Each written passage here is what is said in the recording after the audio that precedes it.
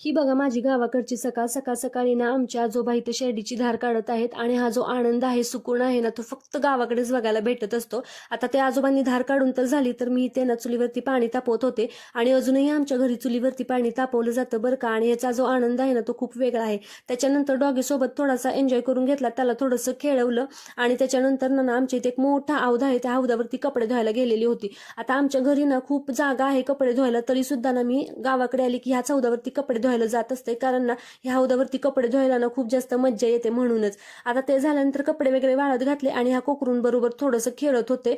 तर ना ही कोकरू जवळच येत नव्हती. ही जेव्हा छोटीशी होती ना तेव्हा तर जवळ येत होती, पण आता मोठी झालेली आहेत त्याच्यामुळे जवळ येत नाहीत. त्याच्यानंतर ना मम्मीकडे जायचं होतं, तर म्हटलं चला वजन पण चेक करूया आणि मगच मम्मीकडे जावा. मग इथं वजन वगैरे चेक केलं आणि फायनली ना मी मम्मीकडे पोहोचले. आता मम्मीकडे पोहोचल्यानंतर ना थोडं सगळ्यांसोबत गप्पा वगैरे मारल्या आणि आजी काय करत होती ना ते मलाच माहित नाही.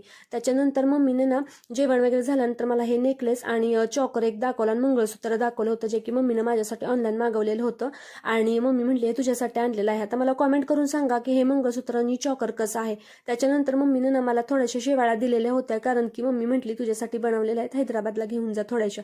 मग मम्मीने मला शेवाळ्या वगैरे पॅक करून दिल्या आणि नंतर आम्ही तिथनं माघारी यायला निघालो होतो. तर असा होता माझा गावाकडचा दिवस. तुम्हाला कसा वाटला कॉमेंट करून सांगा आणि अशाच नवीन ब्लॉग्ससाठी आपल्या यूट्यूब चॅनलला आणि इन्स्टा पेजला फॉलो करा, कारण तुमचा सपोर्ट खूप महत्त्वाचा आहे. बाय.